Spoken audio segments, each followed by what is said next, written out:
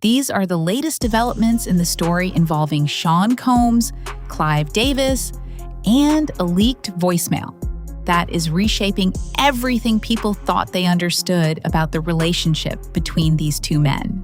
Clive Davis is dead, and the music industry is not mourning the way it normally would. Instead of tributes, the conversation online has been consumed by questions because a leaked voicemail has surfaced that allegedly captures Diddy threatening to expose Davis before he died. And it raises a possibility nobody had seriously considered, that these two men were not on the same side at the end. And once you hear what is on that recording, the story you thought you knew about their relationship starts to look completely different. Hey, I really don't know what's going on with you, but I just want to just give you a heads up that I'm about to really disappear on you. You feel me? I'm not going to be playing these games with you at all, at all. So I don't know, you think you silent treating me, and you think I'm going to be, nah. You'll have a rude awakening. You'll just have silence. Nah, it ain't never going to work like that over here. You know what I'm saying? I was trying not to leave this message, but you have left me no choice. For years, the conversation online pointed in a specific direction, that Clive Davis was quietly backing Diddy, maybe shielding him, maybe keeping him protected from the inside. People watched that theory closely for a long time, waiting for it to connect.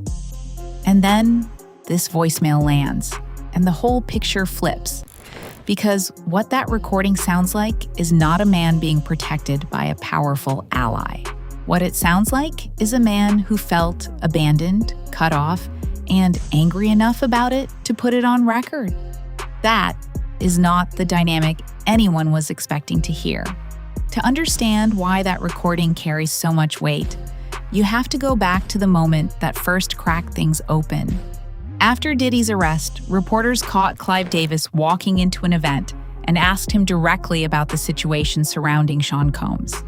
His response, or what passed for one, stopped people cold.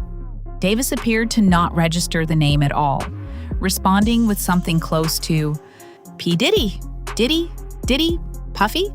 Two camps formed immediately after that clip circulated. One read it as an elderly man caught off guard by a camera crew, and the other read it as a deliberate performance, a calculated choice to behave as though the name meant absolutely nothing to him. That second interpretation picked up serious traction when people remembered what Davis himself had said publicly at an earlier event, that he met Diddy at 21 years old, that Diddy played him Craig Mack, played him cuts from the forthcoming Notorious B.I.G. album, that the two of them talked for hours and hours about music, and that Davis personally financed Bad Boy Records.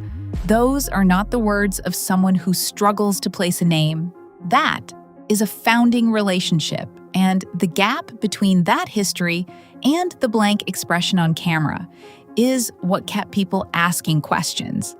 Jaguar Wright stepped into that gap and did not hold back.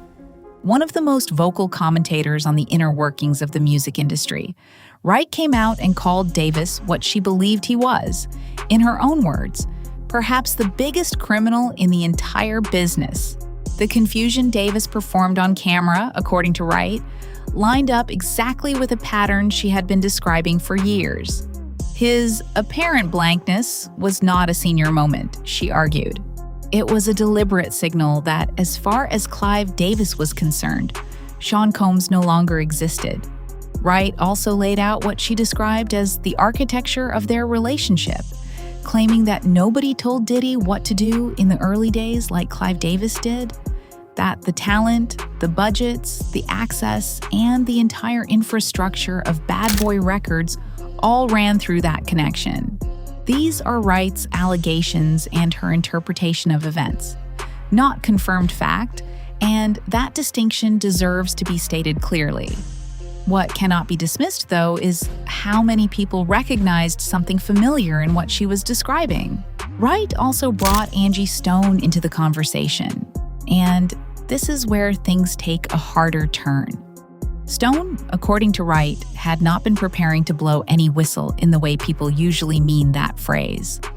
What Wright claimed was that Stone had discovered she had been financially robbed, that she wanted her money back, and that she was ready to go public with everything, including allegations involving Clive Davis, to get it. Wright's words were direct. Angie was ready to explode and expose, and then Angie Stone died in a car crash. Wright stated plainly that she found the circumstances suspicious, and the detail she kept returning to was the reported involvement of non-disclosure agreements in the aftermath of what was being described as a straightforward accident.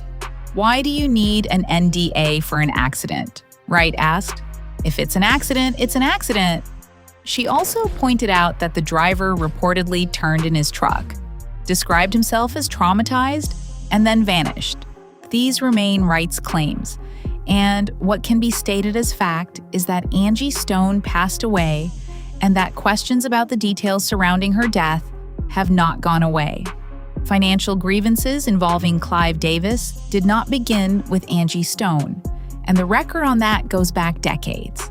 T-Boz went on record stating that TLC's album generated around $75 million and that each member of the group walked away with $50,000. Her reaction was exactly what you would expect. "What the hell?" Left Eye then gathered a crew and drove straight to the Arista offices in New York. And when they walked into Clive Davis's office, Diddy was already in there playing his music.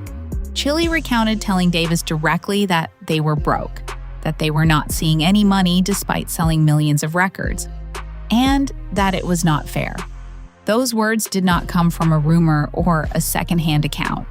TLC said it themselves, publicly, and the story was detailed enough to make it into a biopic.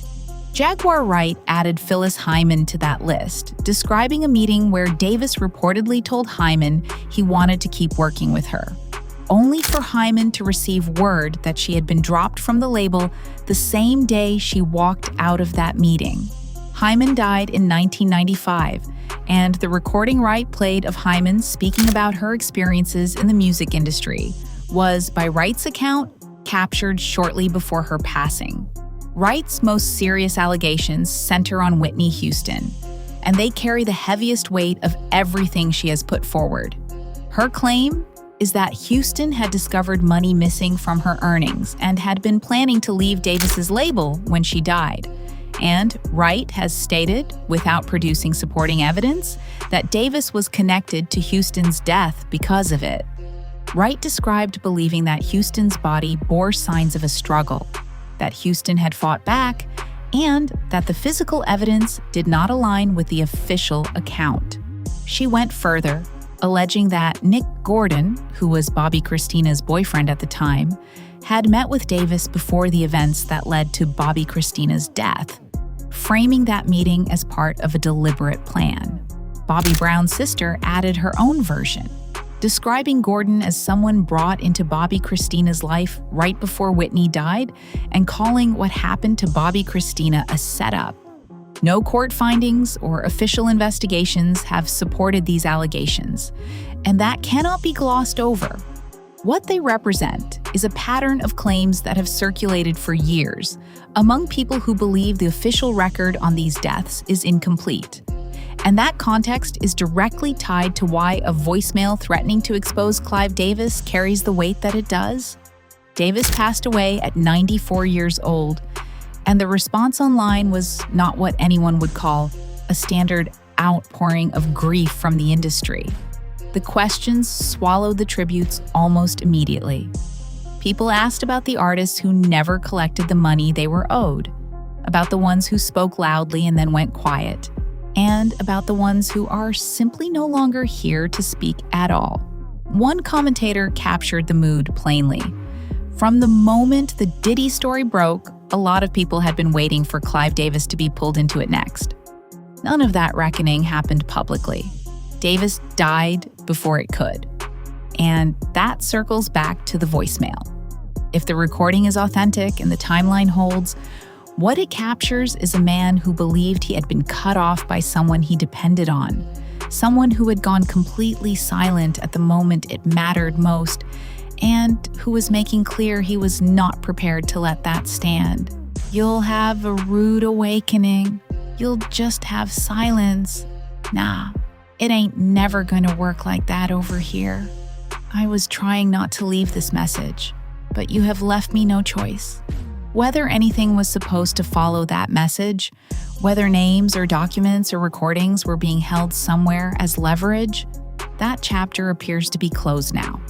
What remains is a relationship spanning decades between two of the most powerful figures in the music business, a voicemail that sounds like the moment it finally collapsed, and a long list of artists whose names keep coming up in conversations about what this industry cost them.